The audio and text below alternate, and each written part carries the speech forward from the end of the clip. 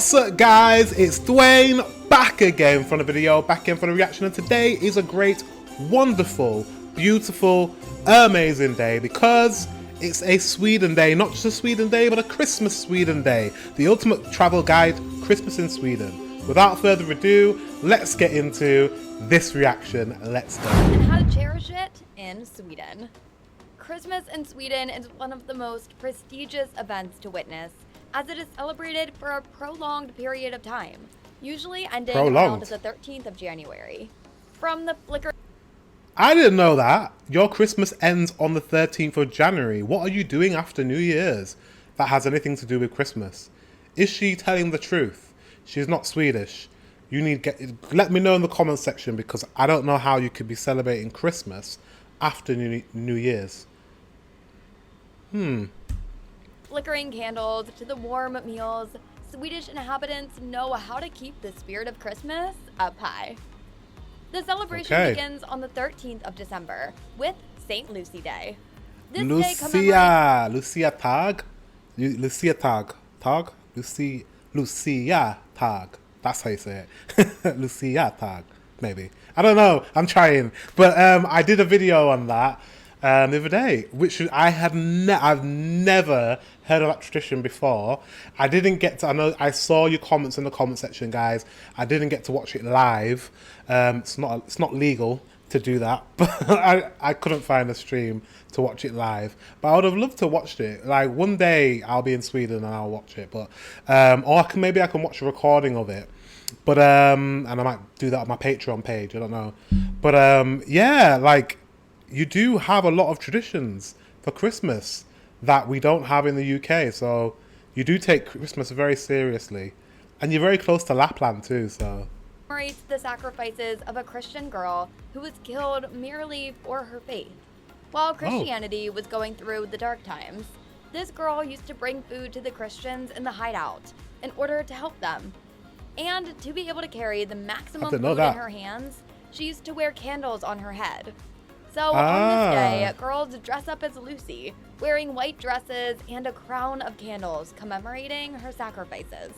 Okay. And these stories have been retold by the monks, who were the reason that the Christianity first came to Sweden. There's a lot more you can do while you're there, and to learn why it is the right spot to celebrate the warmth of this festival, stick with us till the end of the video. We're going to count down 5 best ways to spend your Christmas holidays in Sweden. Number 5, visit to Sweden's Christmas city, Gothenburg. Christmas city. Gothenburg is the Christmas city. That's what they're saying. That's what she's saying. Why is it the Christmas city? Why isn't that Stockholm? Interesting. Is it because shopping's really good? Really feels like Christmas while you're in this city that has such a warm and cozy atmosphere during the festival, filled with enchanting choirs and plenty of fun things to do, including ice skating. Officials are trying to make an official Christmas city of Sweden. You'd find Twixmas treats, Swedish Christmas flavors, and flickering lights in the markets here to make it worth your while you're there. From mid-November onwards, huge segments of the downtown area, including Evelyn, are decorated with gleaming pixie lights. Happy symbolism is likewise projected onto the colossal block facade of the city's fundamental art gallery exhibition. There's usually an ensemble or two, marking nearby around Kungsportplatsen. Leisburg Amusement Park is Sweden's most famous Christmas market, that especially looks heavenly in winters filled with snow, making it a That building is decorated beautifully. Winter wonderland. Truly a magical place and just the right way to get into the Christmas spirit. You can get a nice view of the theme parks from one of the bars here. You can spot the lights flickering from afar, and even though there's noise in the background, one just goes into the pool of his own thoughts, thinking how warm Christmas makes a person feel. Is Gothenburg really the Christmas capital of Sweden? I don't know if she's just making this up and just kind of embellishing the story. Let me know. It just seems... I've just never heard that before. Let me know until this video. So let me know in the comment section if this is true. Number 4. Take a sledding trip. Once you're here, you must go on a strappy sledding trip. I would love to go on a sledding trip. That sounds so fun. Anything that doubles the happiness associated with the festival. Ah, I love this. I saw this in the video for Lapland, which is technically is in Finland, right? But yeah, I would love to do this. So much fun. Always try. Because whenever there's snow, it calls for a sledding trip for sure. Isn't it festive enough to glide across the snow pulled by the adorable huskies? Can you do this in Sweden though? Is it like the northernmost point of Sweden you can do it in? Because I know it's Lapland where they do all this stuff, but maybe the border of Lapland and Sweden, they might do some activities like this. Let me know. And it's not only a fascinating and exciting thing to do for kids, but the adults also love it wholeheartedly. The experience can be entirely wholesome and different for you if you feed these huskies with your hands beforehand and help the crew harness them up. It builds a fine rapport with the animals, and you enjoy the ride with someone you just built a relationship with. You just have to speak up, mush, and these brawny fluff balls will start gliding across the snow with speed. I love doggies as well. I do. Of course. How rude would it be to just turn up at the sled, the dogs are there, and ignore them and just sit in the sled and get them to like pull you? You know, you say hi to the doggies, how you doing, chill with them, have a little cuddle, and then you're off. Number 3. Witness the beauty of Swedish Lapland. To the far north of Sweden. See, she said Swedish Lapland, but then when I Wikipedia'd, not that it's that reliable of a resource, but when I Wikipedia'd it, Lapland said it was in Finland. So I don't know. She said Swedish Lapland. What is Swedish Lapland then? Let me know in the comment section. I don't know if I trust her sources. Sweden, you will find magic. And not the kind you read in books that's vain, but the kind that feels real and right. And the most magical thing that you can witness there are Northern Lights. Northern Lights. I would you will love not to be see able them. to get your eyes off the sky for sure. I said this before in the previous video, but the Northern Lights, you can kind of see them in the UK, in like northernmost, and mostly Scotland. You can see them in. Sometimes in the northern part of England, you can see them, but it has to be in like the countryside where there's no light pollution. But I've never seen them in the UK, so yeah, I don't think they're as spectacular in the UK as they are in like Lapland. And the perfect place to do so is Abisko. That's about an hour drive from Kiruna. But to absorb more of its beauty, we'll at least need a week or so there to soak yourself all up with the beauty of it. You can go snowshoeing through the forests that are drowning with the weight of the color white. You can also spot the herds of reindeer and catch them on camera as well. Herds of reindeer. Since there's a lot of snow around, you can also learn how to make snow sculptures. And that's awesome. I want to make a snow sculpture. Probably won't be able to make one that looks like that, but that's pretty cool. Photograph yourselves with them.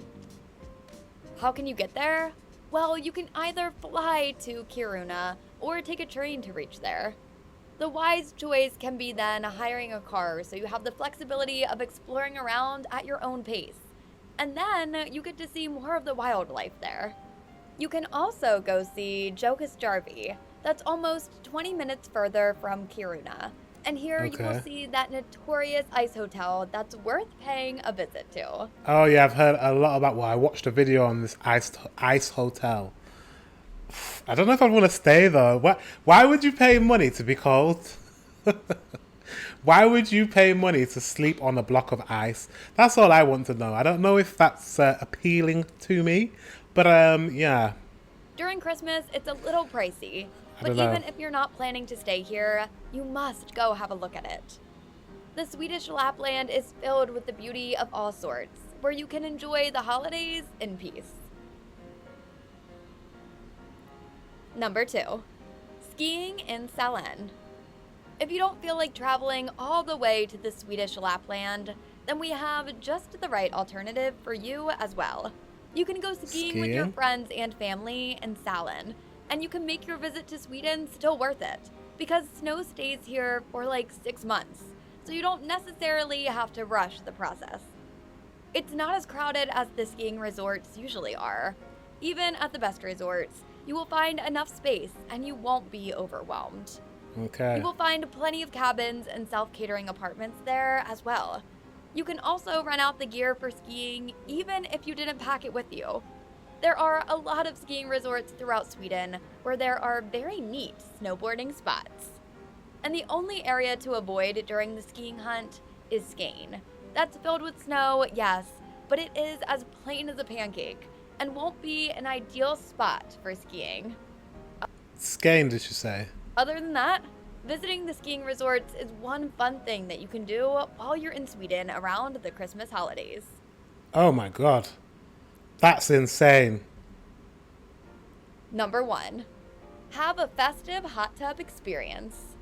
Ooh, now we're talking. Festivals usually aren't about partying, noise, and screaming. Some festivals have a warmth associated with them that makes you want to show gratitude towards everything that you have or everything that you have achieved so far.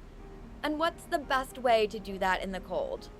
By taking a hot bath under the northern lights in silence and cherishing the spirit of Christmas by showing gratitude. It doesn't involve... Yeah, a hot tub in a very cold and icy place. Count me in. I'd rather do that than... I would try skiing, but I don't like heights too much. I mean, I guess you can just go on like a bit of a flat, small gradient. Yeah, I'll give it a try. I'll give skiing a try. But the hot tub is definitely more up my street. Involve the hustle bustle of marketplaces and people singing Christmas songs at the top of their lungs, but it does involve some flickering Christmas lights at a fine distance and the smell of Christmas in the air. There are plenty of guest houses near Kangos where you can celebrate Christmas in calm and cozy environments with outdoor hot tub views over the water. There's a lot of other things that you can do here to make your Christmas memorable, including the reindeer safaris, ice diving, ice fishing, and much more. Ice so rest fishing. assured that your holidays can never not be fun while you're in Sweden. Comment below how you normally celebrate your Christmas. And if you plan on visiting Sweden, how do you plan on doing that? And as always, where to next? So Sweden's a destination. I always thought that, that Lapland. I thought she was in Lapland, but she wasn't in Lapland. I don't really know. I know there are parts of Sweden that are snowy and you can do skiing and all that type of stuff. But yeah, I don't know. And she was in Gothenburg. She said Gothenburg is the capital of Christmas. Let me know in the comment section if that's true. There's a few things she said. I wasn't sure if they were accurate or not. However, that's why I have you guys. So you need to let me know. Happy Yule, Happy Christmas, and if I don't see you before New Year's, Happy New Year.